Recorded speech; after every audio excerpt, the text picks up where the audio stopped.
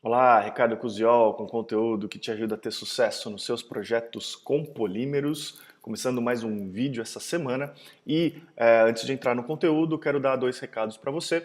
Primeiro é que ainda está aberta as inscrições, né? Estão abertas as inscrições para o nosso curso presencial sobre nylons. Tá? Um curso que vai ser realizado dia 5 de agosto. O link para você se inscrever é o primeiro aqui na descrição do vídeo. A procura está bastante grande e as vagas são limitadíssimas, então eu sugiro que você vá lá agora, clica no link e garante a sua vaga para você poder participar desse curso que vai ser muito interessante. Tá? O segundo recado é que a gente está chegando ao final do primeiro mês do super desafio do plástico, ainda vão ter os meses de julho e agosto para você poder acumular pontos e ganhar prêmios incríveis. Tá? Em breve eu vou mandar para você o placar parcial aí de quem tem mais pontos. Então, dá uma procurada aqui no meu canal, assiste o vídeo com os regulamentos, entende como você pode acumular pontos, né? Baixando o conteúdo, mandando comentários aqui nos meus canais, mandando e-mails, né? Trocando informações.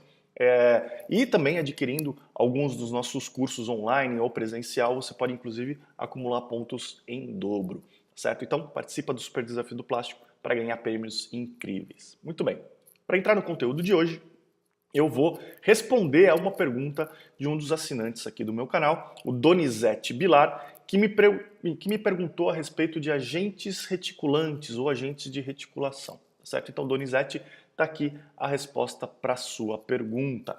E, como sempre, para me ajudar a desenvolver esse assunto, aprofundar esse conteúdo e para que você tenha também um material de referência que você possa levar com você e ter aí na sua biblioteca, eu preparei um PDF que você pode baixar se cadastrando na minha lista VIP. Tá? Para isso tem um link aqui na descrição desse vídeo, o link está escrito baixe o conteúdo desse assunto em PDF, clica nesse link e na página que vai se abrir você vai deixar o seu e-mail.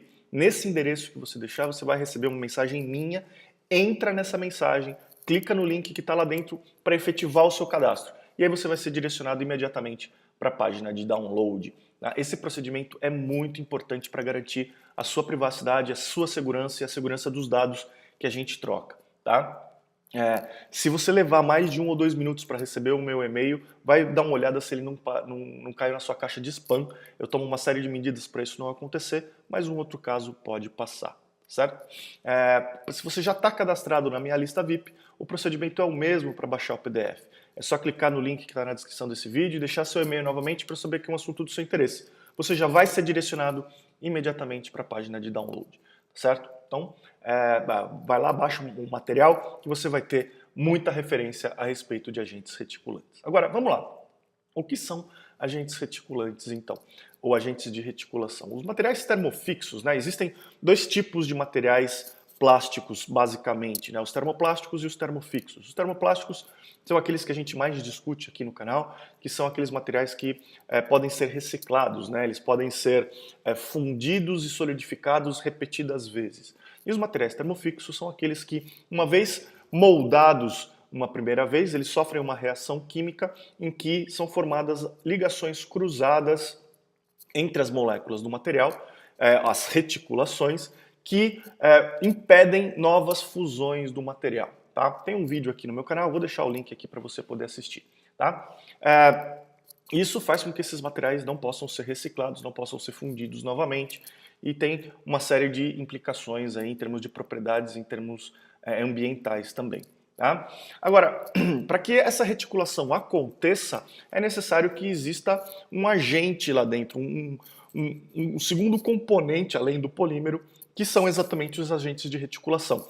As moléculas dos materiais termofixos, dos materiais que se reticulam, né, ou que se vulcanizam, no caso dos elastômeros, elas possuem pontos reativos que reagem com esses agentes de reticulação, formando então as ligações cruzadas. Esses agentes podem ser peróxidos, podem ser, por exemplo, o enxofre, né, que é um dos grandes responsáveis aí pela vulcanização das borrachas, dos elastômeros, tá? E que, então, à medida que eles estão lá presentes na formulação do material, quando expostos ao calor, à temperatura, eles vão reagir quimicamente com o material, formando essas ligações cruzadas. Agora, o interessante é que, muitas vezes, a gente quer que essas ligações cruzadas aconteçam também nos materiais termoplásticos. né? Os materiais termoplásticos, como você deve saber, são materiais, né, que podem se fundir repetidas vezes e eles têm, portanto, um ponto de fusão ou um ponto de amolecimento. À medida que a gente sobe a temperatura desse material, atinge essas temperaturas, seja de fusão, seja de amolecimento, o material então vai ficar mais flexível até o ponto em que ele vai fluir e pode ser transformado por qualquer técnica de moldagem, tá?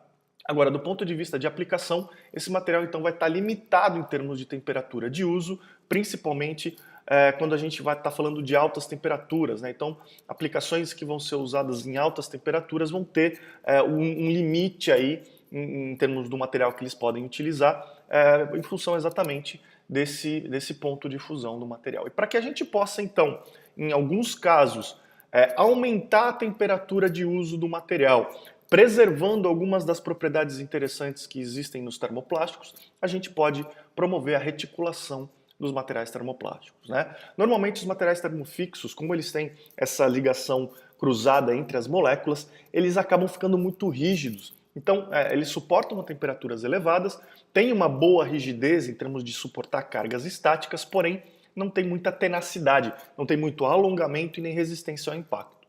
E os termoplásticos, eles têm um melhor balanço de propriedades. Apesar de não resistirem a temperaturas tão elevadas quanto os termofixos, as propriedades mecânicas dos termoplásticos são bem mais interessantes.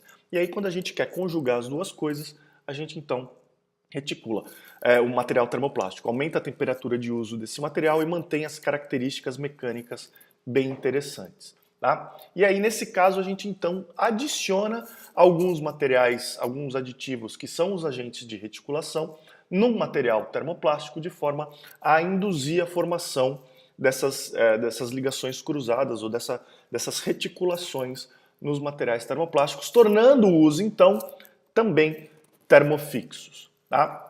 Os agentes reticulantes ou os agentes de reticulação para materiais termoplásticos são bem parecidos com aqueles utilizados nos termofixos. Vai depender muito do tipo de material que você quer reticular, tá? Mas podem ser os peróxidos, podem ser enxofre, algumas outras substâncias químicas reativas que vão levar à criação de pontos de reação na cadeia molecular do polímero e, inclusive, alguns tipos de radiação que você emite sobre o material, né, expõe o material a esse tipo de radiação, e essa radiação vai acabar quebrando a molécula do material em alguns pontos, né, modificando a molécula do material em alguns pontos, tornando-a reativa e permitindo então a formação dessas ligações cruzadas. Tá? Um dos principais materiais termoplásticos que é submetido à reticulação é o polietileno. Outros materiais termoplásticos, alguns elastômeros termoplásticos, podem ser reticulados também. Mas, de longe, disparadamente, o termoplástico que mais encontra usos na sua forma reticulada é o polietileno. E, normalmente, se utiliza polietileno reticulado em aplicações de recobrimento de fios e cabos que vão ser usados em altas temperaturas. O polietileno é um dos materiais mais interessantes em termos de proteção elétrica, né? De isolação elétrica para fios e cabos. Ele é um material realmente muito interessante em termos de isolação elétrica, só que ele tem uma limitação de temperatura de uso. E para que a gente possa, então, manter essas propriedades, né? Mantendo as propriedades de isolação elétrica, mantendo as propriedades mecânicas do material, a boa tenacidade que o polietileno tem, a flexibilidade que o polietileno tem, e ainda assim utilizá-lo a altas temperaturas, é muito comum que a indústria reticule o polietileno, incluindo um agente de reticulação que durante o processo de transformação ele já vai criando os pontos reativos e depois, num processo secundário, essas reticulações são formadas, ocorre a cura do material e ele então está pronto para ser utilizado em altas temperaturas, ou então você recobre os fios e cabos com o polietileno e depois expõe esses fios e cabos a uma radiação que vai promover a reticulação do material, tá certo? E aí o que você ganha com isso? Então, você mantém as propriedades do material, você tem a característica de isolação elétrica, a característica de tenacidade, as características de flexibilidade e ainda aumenta a temperatura de uso desse material, tá? Aí você vai poder ter aí temperaturas de uso até perto aí dos 100 graus, né? 90, 100 graus. tá? Para polietileno, e o que acontece é que nessas temperaturas o material vai ter realmente uma boa flexibilidade, ele vai estar praticamente amolecido, só que como ele está com as ligações cruzadas formadas, ele ainda permanece íntegro, permanece na sua forma sem fluir, né? Permitindo aí então que a peça seja utilizada nessas altas temperaturas, certo? Essa é a grande vantagem, esse é o motivo pelo qual a gente utiliza os agentes reticulantes, não só nos materiais termofixos, mas também nos materiais termoplásticos, tá certo? Como eu falei, existem outros materiais que podem ser reticulados também, com o objetivo sempre de utilizar as propriedades dos materiais termoplásticos em altas temperaturas, tá? Então eu espero que você tenha gostado, espero que você tenha aproveitado esse conteúdo a respeito de agentes reticulantes, agentes de reticulação, né? Eu fico muito curioso para saber a sua história, como esse conteúdo te ajudou no seu dia a dia a resolver algum problema, a ter algum insight, alguma ideia que faça um projeto no qual você trabalha avançar. Me manda uma mensagem, me manda um e-mail contando como esse conteúdo te ajudou. Me fala também sobre outros assuntos que sejam do seu interesse, para que eu possa preparar vídeos e artigos como esse que te ajudem no seu dia a dia.